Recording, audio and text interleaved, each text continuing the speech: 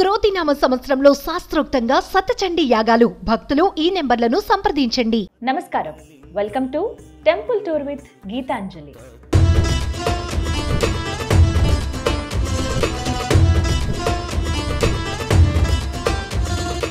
భూమిపైన ఆత్మానందం కలిగించే ఏకైక ప్రదేశం అరుణాచలం.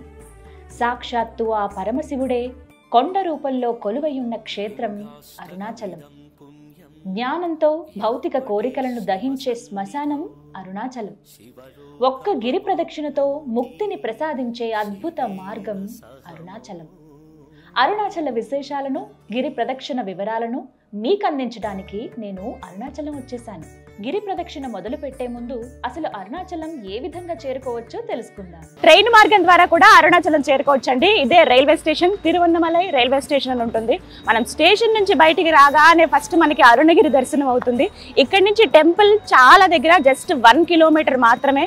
బయటికి రాగానే మనకి రకరకాల అంటే రూమ్స్ అన్ని కూడా అవైలబుల్గా ఉంటాయి. ఎక్కడికక్కడ లాడ్జెస్ కానీ, పెద్ద పెద్ద హోటల్స్ ఏవైనా 5 star hotels, 3 star, 2 star hotels కూడా ఉంటాయి. మన బడ్జెట్ని బట్టి అక్కడ మనం సెలెక్ట్ చేసుకుని ఉండొచ్చు. సో ఇక్కడికి రాగానే ఒక ఆధ్యాత్మిక భావన అయితే ఖచ్చితంగా కలుగుతుంది. ట్రైన్ మాత్రం ఉందండి. ఒక టైమింగ్స్ చూసుకోండి, ఎక్కడి నుంచి వస్తున్నారనేది చూసుకుని మనం ట్రైన్లో కూడా అరుణాచలం చేరుకోవచ్చు. తిరువన్నమలై బస్ స్టాండ్ దగ్గర ప్రస్తుతం మనం ఉన్నాము. వివిధ ప్రాంతాల నుంచి ఇక్కడికి బస్ సర్వీసెస్ ఉంటాయి. ఎక్కడి నుంచైనా సరే రావచ్చండి. ఒకసారి మనం ఆ చార్ట్ చూసుకుని ఫ్లెక్సిబిలిటీ మన టైం బట్టి, అలాగే రీజనబుల్ ఛార్జెస్లోనే ఉంటాయి. ఎక్కడెక్కడి నుంచి, తెలుగు రాష్ట్రాల నుంచి ఉంటాయి. మొత్తం భారతదేశంలో ఉన్నటువంటి అన్ని రాష్ట్రాల నుంచి కూడా తిరువన్నమలైకి బస్ సర్వీసెస్ అందుబాటులో ఉన్నాయి. ఇక్కడ గవర్నమెంట్ అందిస్తూ ఉంది.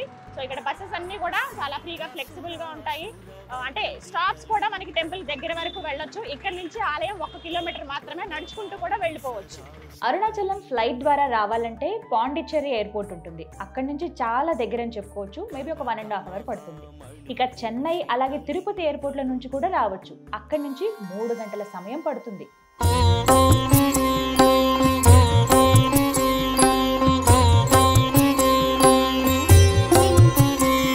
పశూనాం పతిం పాపనాశం పరేశం గజేంద్రస్య కృత్తిం. అరుణాచలం ఆలయం రాజగోపురం దగ్గర ప్రస్తుతం మనం ఉన్నాము.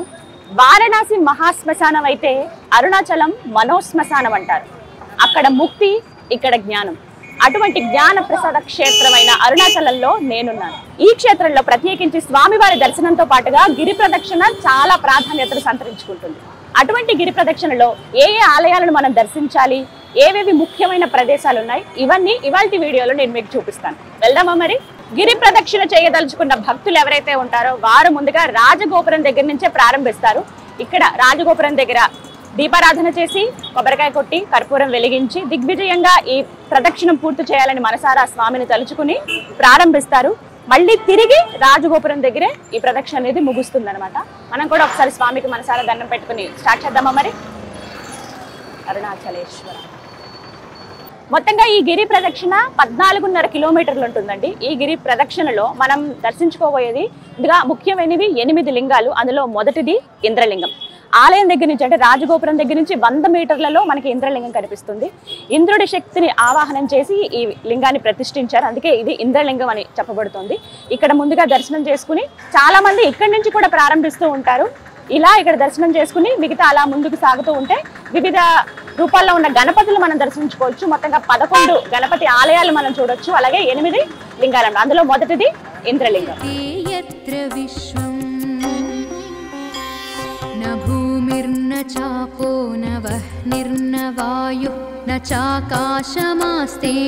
ఇంద్రలింగం మనం దర్శించుకుని అలా ముందుకు వస్తూ ఉంటే గణపతి ఆలయాలు మనం చూడొచ్చండి. ముందుగా ఒక గణపతి ఆలయం మనకి ఎడం పక్కగా కనపడుతుంది. ఇంకా కొంచెం ముందుకు వస్తే ఒక మలుపు తిరగాల్సి ఉంటుంది. అదే ఈ ఆలయం. ఇక్కడ ఒక గణపతిని మనం చూస్తాం. ఇక్కడ గణపతిని పిళ్ళయార్ అని పిలుస్తారు. అంటే మన తెలుగులో అర్థం అబ్బాయి గారు అని. ముద్దుగా ఇక్కడ అలా పిలుచుకుంటారనమాట. ఈ అరుణాచలంకి క్షేత్ర పాలకుడుగా వ్యవహరిస్తున్నారు వినాయకుడు, పిళ్ళయార్ అనమాట. అయితే ఇక్కడ ప్రత్యేకించి ఇంకొక విశేషం కూడా ఉంటుంది. ఇక్కడి నుంచి మనం ఏదైతే మలుపు మనం తిరుగుతామో ఎడం పక్కగా, ఇక్కడ దక్షిణ రాజగోపురం కూడా మనం చూడొచ్చు. ఒకసారి చూడండి, ఇక్కడి నుంచి కనిపిస్తుంది. మొత్తం 4 ద్వారాలు ఉంటాయి స్వామి దగ్గరికి చేరుకోవడానికి, అరుణాచలేశ్వరం దగ్గరికి. అలాగే తూర్పు, పడమర, ఉత్తరం, దక్షిణం ఇది దక్షిణ ద్వారం అన్నమాట. ఇక్కడ నుంచి మనం అలా ముందుకు సాగుతూ ఉంటే మరికొన్ని దేవాలయాలు మనం దర్శించుకోవచ్చు. అరుణాచలంలో అడుగడుగున ఆలయాలు మనకు కనిపిస్తాయండి. మొత్తంగా చూసుకుంటే 1116 ఆలయాలు ఈ అరుణాచల ప్రదేశంలో ఉన్నాయి. అందుకనే తిరువన్నమలైని టెంపుల్ సిటీ అని కూడా అంటారు. మనం దగ్గర దగ్గర 1 కిలోమీటర్ వెళ్తూ ఉంటే గిరి ప్రదక్షిణలో కామరాజర్ స్టాచ్యూ కనిపిస్తుందండి. ఇక్కడ నుంచి మెయిన్ మలుపు అనమాట. స్ట్రైట్ గా వెళ్ళిపోకుండా ఈ స్టాచ్యూ వైపుగా మనం ఇలా రైట్ కి తిరగాల్సి ఉంటుంది. వాస్తవానికి ఇక్కడి నుంచే గిరి ప్రదక్షిణ రోడ్ అనేది స్టార్ట్ అవుతుందండి. ఎందుకంటే ఇందాక మనం చూసిందంతా కూడా అదంతా టౌన్ రోడ్ అనమాట. అన్ని వెహికల్స్ వస్తూ ఉంటాయి, వేరే వేరే ఊర్లకు వెళ్లే వాళ్ళు, బస్సులు అవన్నీ మనకు అక్కడ కనిపిస్తాయి. ఇది ప్రత్యేకంగా 2గా డివైడ్ చేసి ఉంటుంది. నడిచే వాళ్ళు అంటే ఎవరైతే ప్రదక్షిణ చేస్తారో వాళ్ళ కోసం సెపరేట్ గా ఇలా సైడ్కి ఉంటుంది అనమాట. సాధారణంగా ఎండాకాలంలో అయితే సాయంత్రం సమయమే ఎంచుకుంటారు. కొంచెం వర్షాకాలం కావచ్చు, చలికాలం అప్పుడు ఏంటంటే అంత ఎండగా ఉండదు కాబట్టి పగలు కూడా చాలా మంది ప్రదక్షిణ చేసే వాళ్ళు ఉంటారనమాట. ఇదిగోండి ఈ విధంగా ఎక్కడికక్కడ రూట్ మ్యాప్స్ మనకు ఉంటాయండి. కన్ఫ్యూజ్ అవ్వాల్సిన అవసరమే ఉండదు. అసలు మనం ఎక్కడున్నాం, ఎన్ని కిలోమీటర్లు నడిచాం, ఇంకా ఎంత మనం నడవాల్సి ఉంటుంది, ఈ మార్గంలో మనం ఏ లింగాలని ఏ ఆలయాలు దర్శించుకుంటాం, ఇవన్నీ కూడా ఒక రూట్ మ్యాప్స్ లాగా ఎక్కడికక్కడ హోర్డింగ్స్ లాగా అరేంజ్ చేశారు. ఇక్కడ చూడొచ్చు యూఆర్ హియర్ అంటే ప్రస్తుతం మనం ఉన్నది కామరాజర్ స్టాట్యూ. ఇక్కడ వరకు అంటే 1 కిలోమీటర్ మనం వచ్చామన్నమాట. ఇక్కడ నుంచి ఇలా ఇంకా మనం దగ్గర దగ్గర ఇంకా 13.5 కిలోమీటర్ల వరకు మన గిరి ప్రదక్షిణ ఉంది.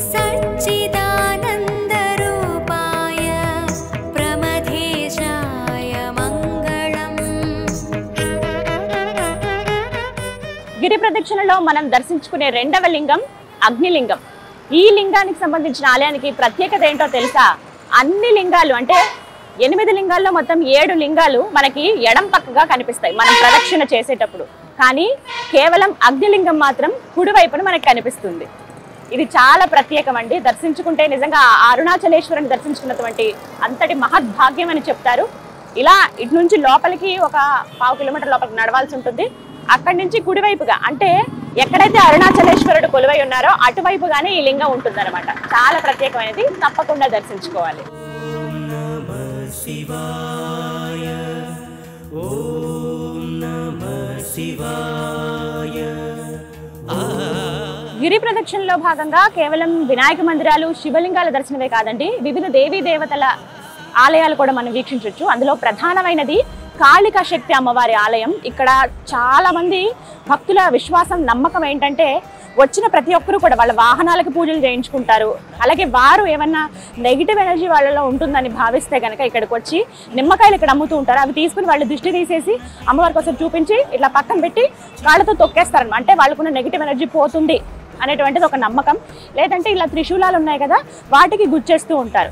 ఇలా అమ్మవారిని ఇక్కడి నుంచి చూసి దండం పెట్టుకుని వాళ్ళ పనులకు వాళ్ళు వెళ్ళిపోతుంటారు.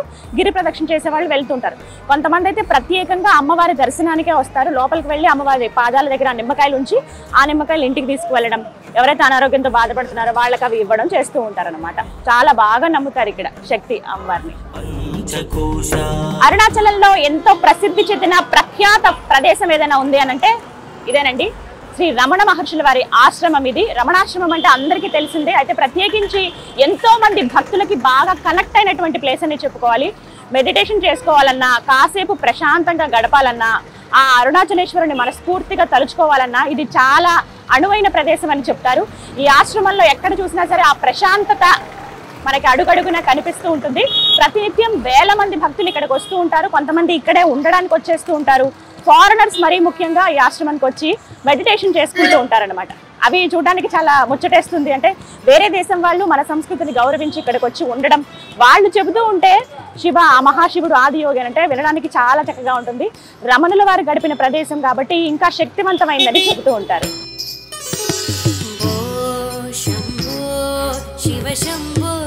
ఇలా గిరి ప్రదక్షిణ చేస్తున్న సమయంలో మనం చూడొచ్చు రోడ్డు గిరివైపులా చిన్న చిన్న షాప్స్ కనపడతాయి. అలాగే మధ్య మధ్యలో మనకి అన్నదానం చేసే వాళ్ళు కూడా ఉంటారండి. ఇక్కడ వెనకాల మన బోర్డు మీద బ్యానర్లో చూస్తున్నాం కదా, శ్రీ అరుణగిరి చారిటబుల్ ట్రస్ట్ వాళ్ళంట. వాళ్ళు ఈ రోజున అన్నదానం చేస్తూ ఉన్నారు. ఇలా రోజుకొకరు ప్రతిరోజు ఎవరో ఒకరు అన్నదానం చేస్తూనే ఉంటారు.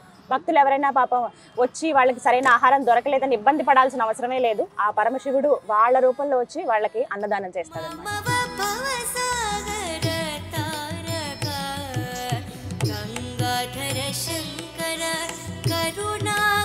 అరుణగిరి ప్రదక్షిణలో మనం ఎన్నో వింతలు విశేషాలు చూడొచ్చండి. చాలా ప్రత్యేకమైనవి కూడా ఉంటాయి.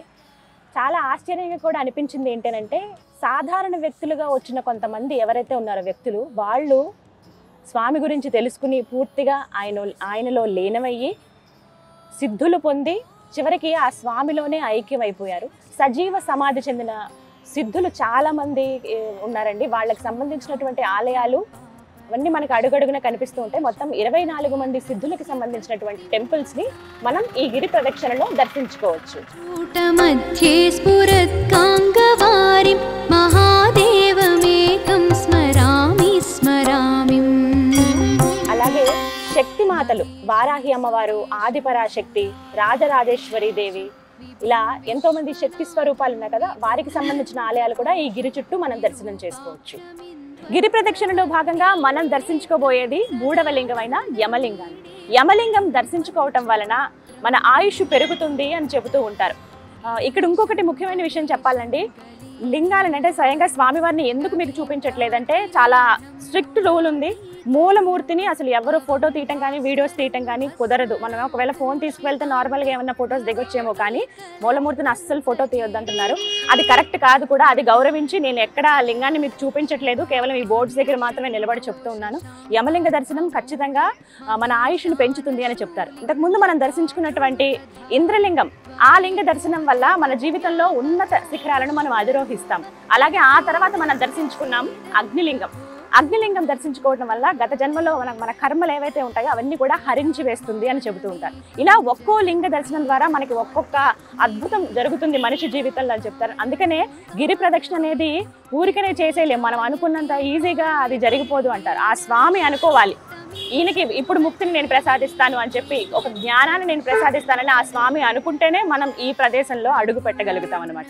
పదండి, మన ప్రయాణం ఇంకా చాలా దూరం ఉంది.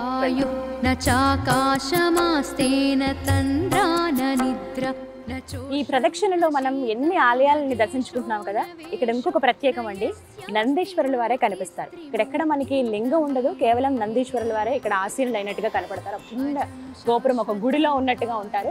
ఇక్కడ ప్రత్యేకత ఏంటంటే, ఈ నందీశ్వరుణ్ణి స్వయంగా రమణ మహర్షుల వారే ప్రతిష్ఠించారనమాట.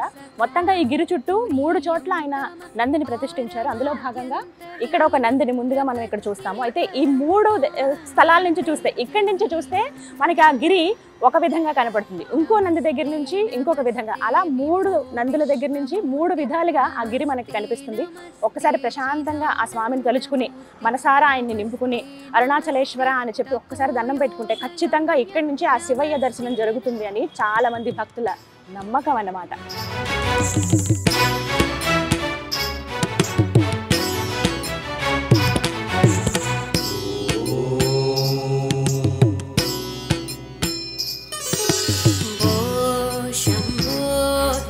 శంభో స్వయంభో, భో శంభో శివ శంభో స్వయంభో, భో శంభో శివ శంభో స్వయంభో, భో శంభో శివ శంభో. ఇక్కడ మరొక నందిని కూడా మనం దర్శనం చేసుకోవచ్చండి గిరి ప్రదక్షిణలో భాగంగా.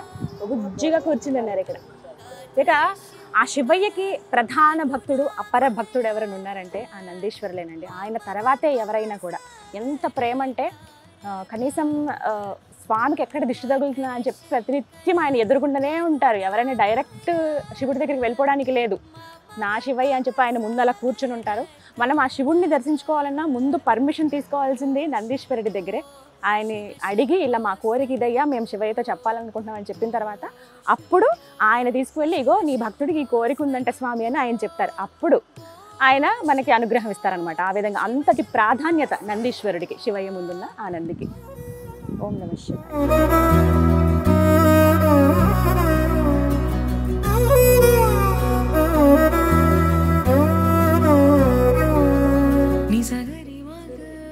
జింకలు ఇక్కడ చాలా ఉంటాయి. మనం నడుచుకుంటూ అలా వెళ్తూ ఉంటే చాలా కనిపిస్తాయి. జింకలు, నెమళ్ళు, ఇలాంటివన్నీ కూడా. మంకీస్ ఉంటాయి ఇంకొక వైపు. వాటికి ఏమన్నా ఆహార పదార్థాలు ఇలా వేయొచ్చు. కాకపోతే గ్రిల్స్ అంటే వాటికి మనం ఏం హాని చేయకూడదు కదా, అందుకని ఇలా ఎక్కడికక్కడ గ్రిల్స్, ఫెన్సింగ్ వేసేసి ఉంచారనమాట. అవి భయపడుతున్నాయి కొంచెం హారన్ సౌండ్ అలా ఏమన్నా ఉన్నప్పుడు. అగో చిన్నవి పెద్దవి చాలా జింకలు, స్పాటెడ్ డీర్స్ అన్నీ కూడా ఇలాంటివే కనపడతాయి మనకి.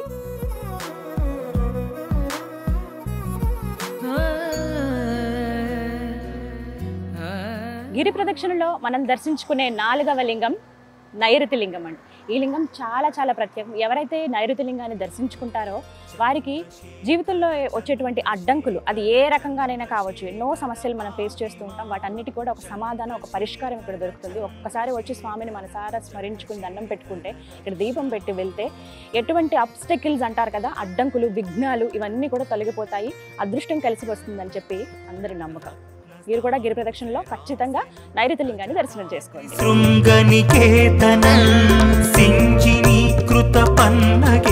గిరి ప్రదక్షిణ చేస్తున్న సమయంలో మనకి ఎలాంటి ఇబ్బంది కలగదండి. అన్ని ఏర్పాట్లు ఇక్కడ ఉంటాయి భక్తులకి వాళ్ళ సౌకర్యార్థము. ఇక్కడ మనం చూడొచ్చు ఆర్ఓ వాటర్, ఇది ఫ్రెష్ వాటర్, డ్రింకింగ్ వాటర్ అనమాట. ఎక్కడికక్కడ ఇలా కొన్ని ప్లాంట్స్ లాగా చిన్నగా ఏర్పాటు చేశారు. ట్యాంక్స్ ఉంటాయి. ఎంతమంది భక్తులు వచ్చినా కూడా వాళ్ళ దాహార్తిని తీరుస్తారనమాట. ఈ విధంగా ఏర్పాటు చేశారు. మంచినీళ్ళు నింపుకోవచ్చు బాటిల్లో, లేదంటే అప్పటికప్పుడు తాగేసి వెళ్ళొచ్చు. ఎందుకంటే ప్రదక్షిణ చేసే సమయంలో మనం ఎక్కువ బరువు అవి మోసుకుంటూ వెళ్ళలేము. సింపుల్గా అలా స్వామిని తలుచుకుంటూ అలా వెళ్ళిపోతాం అంతే.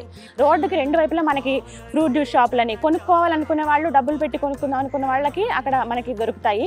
లేదు అంత డబ్బులు మేము ఖర్చు పెట్టలేము, మేము నిరుపేదలము, స్వామిని చూడడానికి వచ్చాము అని అనుకున్న వాళ్ళు చక్కగా ఇలా ఫ్రీగా వాటర్ మనకు అందిస్తారు, ఇక్కడ తాగొచ్చు. గిరి ప్రదక్షిణ చేసే మార్గంలో ఎంతోమంది సాధువులు మనకి రోడ్డుకి ఇరువైపులా కనిపిస్తారండి.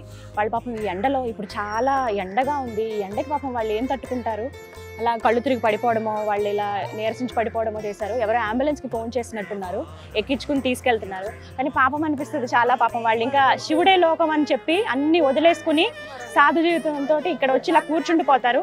మనకు తోచినంత సాయం మనం చేస్తాం, ఏదైనా ఆహారం ఇస్తాం, కానీ వాళ్ళకి ఎంత అప్పటికప్పుడు ఇస్తే అది అప్పటికి సరిపోతుంది. కానీ పొట్ట నిండాలంటే ఏదో ఒక పని చేసుకోవాలి. వాళ్ళేమో ఏ పని చేసుకోలేరు, అంతా శివయ్య మీద భారం చేసుకుని ఇక్కడ అలా కూర్చుంటారు అనమాట. సో ఖచ్చితంగా వచ్చిన వాళ్ళందరూ ఎంతో కొంత, 10 ఎంతో కొంత ఇస్తే వాళ్ళకి ఉపయోగపడతాయి అవి. కానీ కొంచెం బాధ అనిపించింది. ఎవరో ఒక సాధువు ఆయనకి కళ్ళు తిరిగి పడిపోయారు. వెంటనే అంబులెన్స్ వస్తే ఎక్కించుకుని తీసుకెళ్తున్నారు. అంతా ఆ శివయ్య చూసుకుంటారు.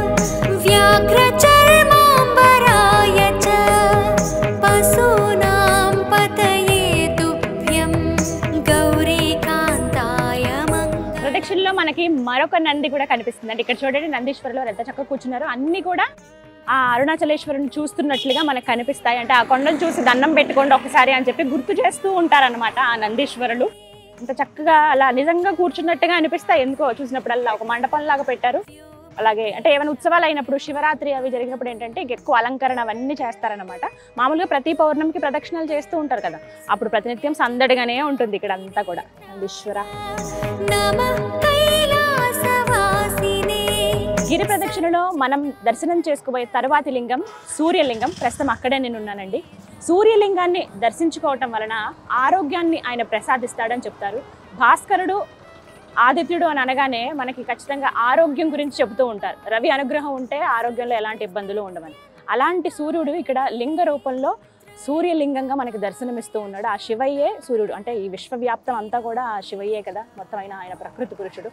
అందుకే వారు ఈ విధంగా మనకి సూర్యలింగంగా దర్శనమిస్తున్నారు. నిజంగా ఎలాంటి హెల్త్ ఇష్యూస్ ఉన్న వాళ్ళైనా సరే ఇక్కడికి వస్తేనండి, జస్ట్ ఒక దీపం వెలిగించి మనసారా స్వామిని స్మరించుకుని దండం పెట్టుకుంటే ఖచ్చితంగా వాళ్ళకు ఉన్నటువంటి ఆరోగ్య సమస్యలు ఏవైతే ఉన్నాయో అవి తీరిపోతాయని చెప్తారు. ఏ ప్రాబ్లమ్స్ లేకుండా మళ్ళీ హెల్దీగా గిరి ప్రదక్షిణ చేసిన వాళ్ళు చాలా మంది ఉన్నారు. నిదర్శనాలు అలా కోకొల్లలు ఉన్నాయి. గిరి ప్రదక్షిణలో భాగంగా మనం దర్శించుకునే తర్వాత లింగం వరుణలింగం అండి. చాలా చాలా ప్రత్యేకమైన లింగం.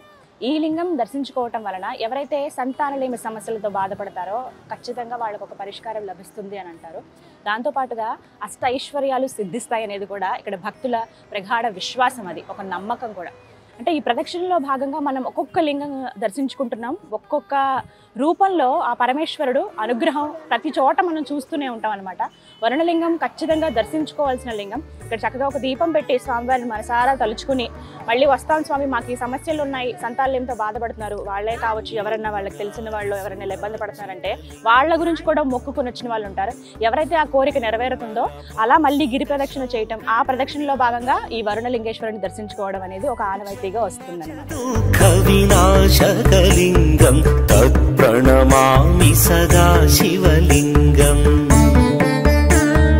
గిరి ప్రదక్షిణలో భాగంగా మనం దర్శించుకునే తరువాతి లింగం వాయులింగం. ఈ లింగాన్ని దర్శించుకోవటం వలన మనకి శక్తి, అంటే ఒక ఎనర్జీ ఆయన అందిస్తారు. ఏమైనా ఇబ్బందులు ఉన్నప్పుడు ఫస్ట్ మనం ఆ ధైర్యాన్ని కోల్పోకూడదు, ధైర్యంతోనే ఏ సమస్యనైనా ఎదుర్కోవాలని చెప్తారు కదా.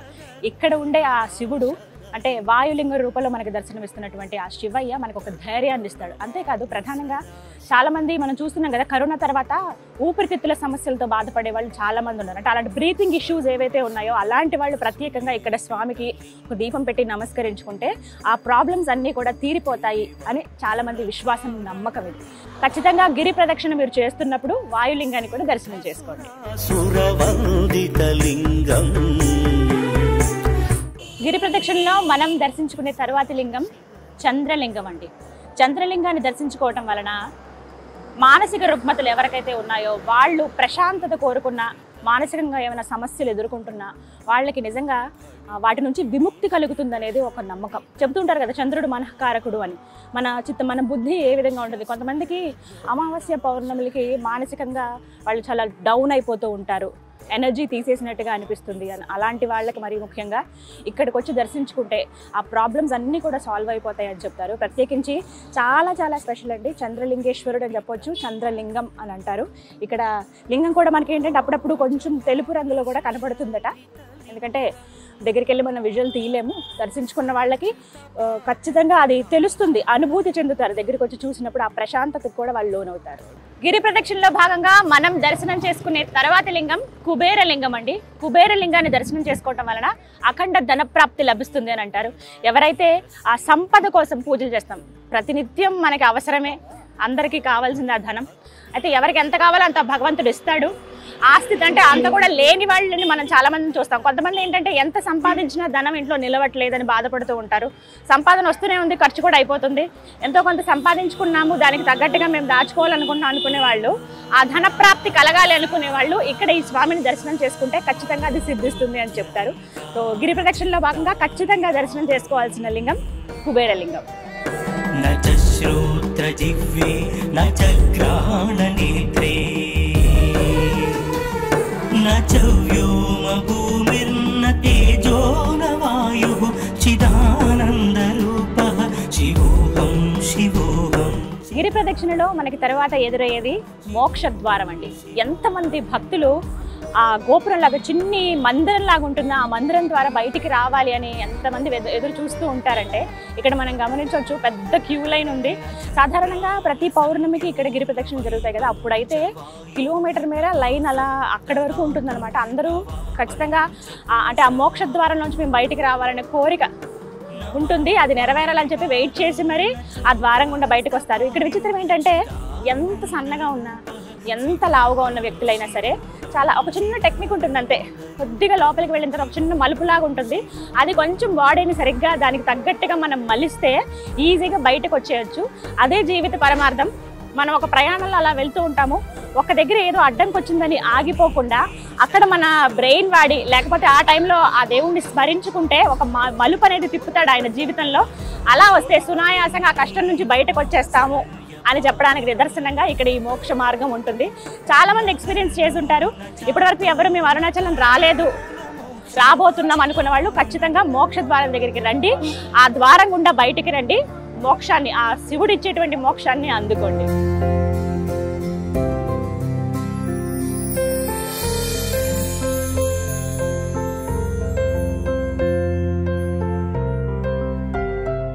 ప్రదక్షిణ చేస్తూ అలా వస్తుంటే మనకి రకరకాల షాప్స్ అవి కనపడతాయి, చిన్న చిన్న స్టాల్స్ కానీ ఏవో చిన్న పనులు చేసుకునే వాళ్ళు ఉంటారు కదా, చిరు వ్యాపారాలు, అలాంటి వాళ్ళు అందరూ కనిపిస్తారండి.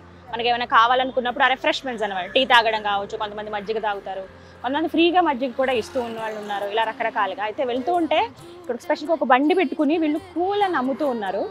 ఏంటంటే కొంచెం రాగి జావా, అలాగే కొంచెం అందులోనేమో మజ్జిగ కలిపి ఉల్లిపాయ ముక్కలు అవన్నీ వేసిస్తున్నారు, అలాగే మామిడి ముక్కలు ఊరబెట్టినవి కూడా ఇస్తున్నారు. కొంచెం డిఫరెంట్ ఇది, ఇక్కడ తమిళనాడులో బాగా తింటారట ఇది. సో ఒకసారి టేస్ట్ చేద్దాం ఎలా ఉందో చూద్దాం. ఇగో నేను ఆల్రెడీ ఆర్డర్ ఇచ్చాను, ఇదిగోండి దగ్గరికి రండి చూపిస్తాను. ఉల్లిపాయ ముక్కలు అవన్నీ వేసి ఇచ్చారు.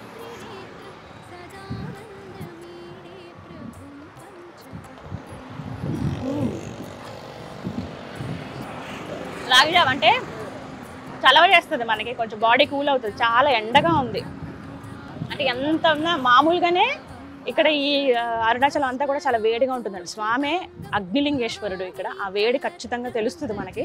మామూలుగా నడవడానికి కూడా కొంచెం కష్టంగా ఉంది, కాళ్ళు కాలిపోతున్నాయి ఈ టైంలో. అందరూ చాలామంది అంటే సాయంత్రమే కరెక్ట్ టైం ఎండాకాలం అయితే, కానీ ఆ స్వామిని తలుచుకుంటే ఎప్పుడైనా నడుచుకుంటే అలా వెళ్ళిపోవచ్చు. అలా వెళ్తున్న వాళ్ళు చేత తీరడానికి ఇలాంటివన్నీ మనకు కనిపిస్తాయి. తక్కువ కాస్ట్లోనే ఉంటాయి. మనం అలా అవి తీసుకుంటూ ఆ స్వామిని స్మరించుకుంటూ అలా వెళ్ళిపోవడమే. ఇంకో ఇవి మామిడికాయ ముక్కలు.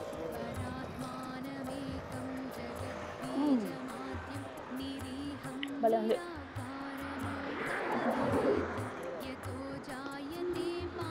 ఈ గిరి ప్రదక్షిణలో అండి 10 కిలోమీటర్ల వరకు ఒక ఎత్తు, చివరి ఆ 4.5 కిలోమీటర్ల ఒక ఎత్తు అని చెప్పుకోవాలి. గిరి ప్రదక్షిణ చేసే భక్తుల కోసం ఇక్కడ షెడ్లు కూడా ఏర్పాటు చేశారండి. ఎండాకాలంలో అందులో ఇది రోడ్ సైడ్ కదా, రోడ్ వైపు నడపడం చాలా కష్టం అవుతుంది కాబట్టి ఇబ్బంది ఏం లేకుండా, ఎందుకంటే మెయిన్ రూట్ కూడా ఇదే ఈ తిరువన్నమలైకి.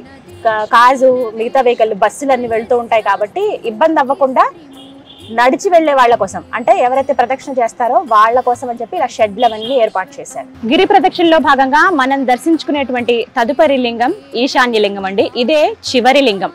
ఈ ప్రదక్షిణలో మనం అన్ని లింగాల్ని చూసుకుంటూ వచ్చాం. ప్రతి లింగం కూడా మన జీవితం అంటే ఒక మానవ జన్మకు, ఒక మనిషికి కావాల్సినటువంటి అన్ని అవసరాలు మొదటి నుంచి చూసుకుంటే ఉన్నత శిఖరాలు కావచ్చు, ఆరోగ్యం కానీ, ఐశ్వర్యం కానీ, అలాగే సంతానం, అలాగే ఇంకా రకరకాల ఏవైతే అవసరం ఉంటాయో మనిషికి అవన్నీ ప్రసాదిస్తూ మోక్షలింగం అంటే ఆ మోక్ష ద్వారం ఏదైతే ఉందో అక్కడికి ఒక మోక్షాన్ని ప్రసాదించి ఇక చివరిగా వచ్చేటువంటి ఈ ఈశాన్య లింగం, ఈ లింగం దర్శించుకోవటం వల్ల ఈ జీవితంలో వైరాగ్యం, ఇంకా కోరికలు ఇంకేం అవసరం లేదు, అంతా స్వామే కదా చెప్పి ఆయనలో లీనమయ్యేటువంటి ఒక సందర్భాన్ని సృష్టిస్తాడనమాట ఆ శివయ్య.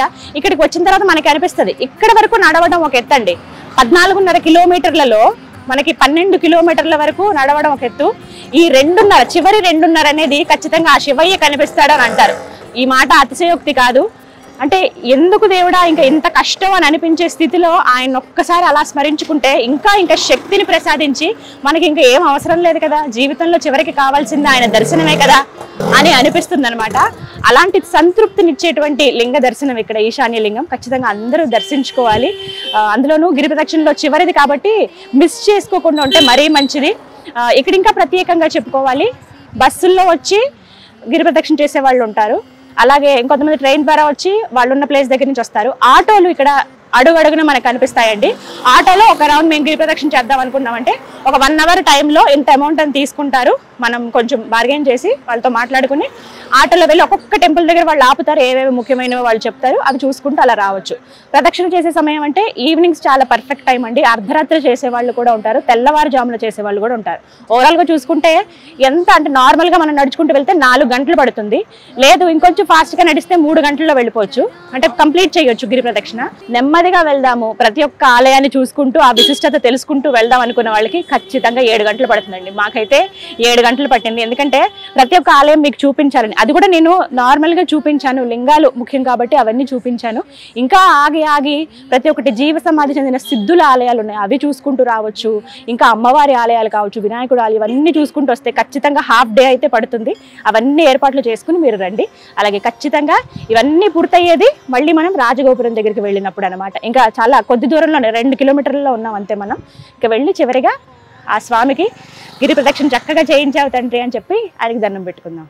అరుణాచలం టూర్ ప్లాన్ చేసుకుని వచ్చేవాళ్ళండి ముందుగా రిజర్వేషన్ ఏమైనా చేయించుకోవాలా, ముందుగా బుకింగ్ చేయించుకోవాలా అని చాలా మందికి ఒక సందేహం ఉంటుంది. ఇక్కడ వందల్లో ఉంటాయండి, చాలా వరకు ఆశ్రమాలు ఉంటాయి, హోటల్స్ ఉంటాయి, 2 star 3 star 4 star 5 star hotels వరకు ఉంటాయి, అన్ని రకాలుగా ఉంటాయి. ఏమన్నా ముఖ్యమైన పర్వదినాలు, ఇప్పుడు శివరాత్రి కానీ, కార్తీక మాసంలో కానీ, అలాగే శ్రావణ మాసం కానీ, పౌర్ణములు, ఇలాంటప్పుడు కొంచెం ముందుగానే మనం ఒక 2 రోజుల్లో లేకపోతే ఒక వారం రోజుల ముందే మనం రిజర్వేషన్ చేయించుకుంటే, లేకపోతే అంటే బస్ రూట్లో వచ్చేవాళ్ళు, ట్రైన్లో వచ్చేవాళ్ళు, అలాంటి వాళ్ళు ఇక ఇక్కడ ఉండడానికైతే దగ్గర ముందే మనం కాల్ చేసి వాటిని బ్లాక్ చేసుకుంటే బెటర్. మిగతా రోజుల్లో అయితే ఇబ్బంది ఏమి ఉండదు, చాలా వరకు ఆశ్రమాలు ఉంటాయి. జస్ట్ ఒక 100 రూపాయలు ఇచ్చి ఒక 24 గంటల పాటు మనం స్టే చేయాలంటే మన సామాన్లు భద్రపరచుకోవడానికి ఒక లాకర్స్ లాగా ఇలాంటి అన్ని ఫెసిలిటీస్ ఉంటాయి. ఎక్కడ ఇబ్బంది అనేది ఉండదు. హ్యాపీగా ప్లాన్ చేసుకుని వస్తే గనక చక్కగా ఆ స్వామి దర్శనం అవుతుంది, దాంతోపాటుగా గిరి ప్రదక్షిణ కూడా పూర్తి చేసుకుని వెళ్ళొచ్చు. అయితే చాలా మందికి ఒక సందేహం ఉంటుంది, ముందు స్వామిని దర్శించుకుని తర్వాత గిరి ప్రదక్షిణ చేయాలా, లేదంటే ముందు గిరి ప్రదక్షిణ చేసేసి వచ్చి ఆ తర్వాత స్వామిని దర్శించుకోవాలని. ఎలా చేసినా ఒకటేనండి, ఎందుకు అని అంటే ఫస్ట్ స్వామిని దర్శనం చేసేసుకుని ప్రదక్షిణ స్టార్ట్ చేసుకుంటే మంచిదని చాలామంది భావిస్తారు. ఎందుకంటే ప్రదక్షిణ చేసిన తర్వాత ఇంకా రెస్ట్ తీసుకోవచ్చు వెళ్ళి, ఇంకా మనకు చాలు ఎంతటి అదృష్టం అని చెప్పి చాలామంది వెంటనే ప్రయాణమే వెళ్ళిపోతూ ఉంటారు కూడా, అలా కూడా వెళ్ళిపోవచ్చు. కొంతమంది ఏంటంటే ఒక ప్రదక్షిణ మన ఆలయానికి వెళ్ళిన తర్వాత ఒక ప్రదక్షిణ చేసినట్టుగా ఎలా అయితే మనం భావిస్తామో అదేవిధంగా ఇక్కడ ప్రదక్షిణ చేసి ఆ తర్వాత ఆయన దర్శనం చేసుకుని స్వామి ఈ విధంగా ప్రదక్షిణ చేశానని వాళ్ళ కోరికలు ఏమైనా కోరుకోవడం మొక్కుకోవడం అవన్నీ చేస్తూ ఉంటారు. అసలు ఈ ప్రాంతమే ఒక అద్భుతము, ఆ కొండనే ఒక దేవుడు అని చెప్తూ ఉంటారు. సో అలాంటి ప్రాంతాల్లో మనం ఏం చేసినా ఎలా అడుగుపెట్టినా అంతా ఆ స్వామి దయ వల్లనే ఆయన ఆజ్ఞ వల్లనే జరుగుతాయి. మొత్తానికి మళ్ళీ తిరిగి రాజగోపురం దగ్గరికి వచ్చేసామండి. గిరి ప్రదక్షిణ పూర్తయింది. నిజంగా చాలా చాలా సంతోషంగా అనిపిస్తుంది. అంటే ఎంత కష్టం మధ్యలో అసలు నిజంగా ఒక ఇంత అసహనానికి కూడా లోనవుతాం, అమ్మో అబ్బా అని అనిపించేస్తుంది. ఈశ్వరయ్య ఏంటయ్యా ఇది అని. అదే జీవితం అంటే. అలా అనిపించిన వాళ్ళకు కూడా ఒక మోక్షాన్ని సిద్ధిని ప్రసాదిస్తాడు ఆయన. నిజంగా అరుణాచలేశ్వర ఎంతటి అదృష్టమో ఎంతటి భాగ్యమో ఇలాంటి ప్రాంతానికి రావడం అడుగు పెట్టడం అనేది. అంత ప్రదక్షిణ చేసి ఇక్కడికి వచ్చి ఆ గోపురాన్ని చూడగానే నిజంగా మనసంతా శాంతిస్తుంది, హాయిగా అనిపిస్తుంది. ఇక్కడి నుంచి ఓవైపు ఆ గిరిని దర్శనం చేసుకోవచ్చు. ఇలా అంటే గోపురాన్ని సహజంగా స్వామివారి పాదాలు అని చెప్తూ ఉంటారండి. అందుకే ఇక్కడ నుంచి చాలా మంది ఆయన పాదాలకు నమస్కారం చేసుకున్నట్టుగా చేసుకుని దారిలో అలా వెళ్ళిపోతూ ఉంటారు. ముందు మనకు ఆ మండపం కానీ ఎక్కడి నుంచి ఆ రాజగోపురం కానీ దగ్గర దగ్గర 11-12 అంతరాల్లో మనకి రాజగోపురం కనిపిస్తుంది. అద్భుతంగా ఉంటుంది, చాలా చూస్తేనే మనసంతా నిండిపోతుంది. మొత్తం మీద ఈ విధంగా మీ అందరికంటే ఎలా రావచ్చు, ఏ మార్గాలు ఉన్నాయి, అలాగే గిరి ప్రదక్షిణ చేసే సమయంలో ఏ విగ్రహాలు కావచ్చు, ఏ దేవి దేవతలను, ఏ లింగాలను మనం దర్శించుకోవచ్చో ఈ వీడియోలో నేను మీకు చూపించాను. మీతో పాటు అంటే మీకు చూపించడంలో భాగంగా నేను కూడా దర్శించుకోవడం అనేది చాలా చాలా సంతోషం అనిపించింది. చాలా హాయిగా ఉంది మనసంతా. అదృష్టమే ఇది. స్వామి అంటే మనం ఎన్నో అనుకుంటాం, ఆయన చూడగానే ఇలా దర్శనం చేసుకున్నాక ఇలా అడగాలి అలా అడగాలి అలా దాన్ని పెట్టుకోవాలి, అవన్నీ మర్చిపోతాము. చాలా సంతోషం అనిపించింది. మొత్తం మీద గిరి ప్రదక్షిణ అయితే పూర్తయింది. ఓం నమః శివాయ. శివోహం శివోహం చిదానంద రూపః శివోహం శివోహం